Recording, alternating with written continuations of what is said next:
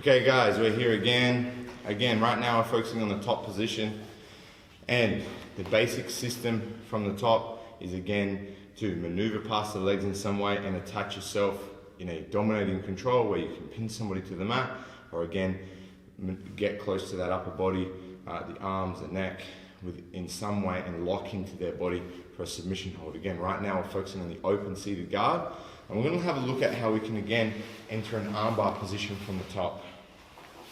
So, like we've been talking about the open seated guard, there's two main postures they're going to present.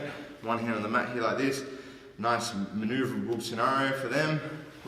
Probably a little more effective, but they present a little more options in passing to this direction. When they're in that more neutral scenario, we have more options in the way they are. So just depending on how they're postured will lead to certain attacks. We're going to look at exposing this scenario right now. And again, whether the person presents that already for you or they're in that other seated posture, we're going to force it by lifting their legs. Sometimes you can also use the pressure of the push to create this same scenario. And again, every time my opponent sits back to the mat, before they can turn that hip down to the ground, they start being in a square posture. So we're here like this, and again, what we're going to do, whether they're in this posture or in the square posture, we're going to lift those heels.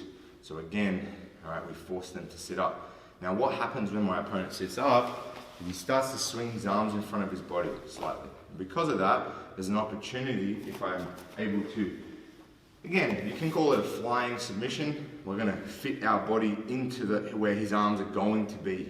I'm still going to grip his body so I can pull myself into that posture.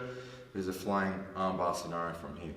Again, when you practice any type of flying submission or jumping attack, you must be very, very careful with your opponent. If you misplace your body in any way, you can fall on their limbs and damage them very easily. So again, we're here like this.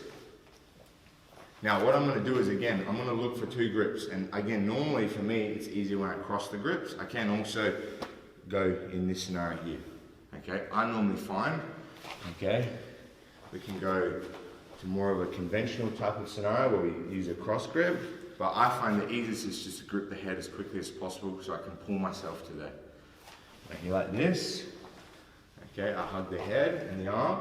The moment I hug the head and the arm, again, I catapult my leg, and at the same time my leg comes over the head. Now, I'm doing this in a little more full speed, so we can use, this scenario. 1, 2. We land on his body, we find the armbar, and now we're ready to attack him.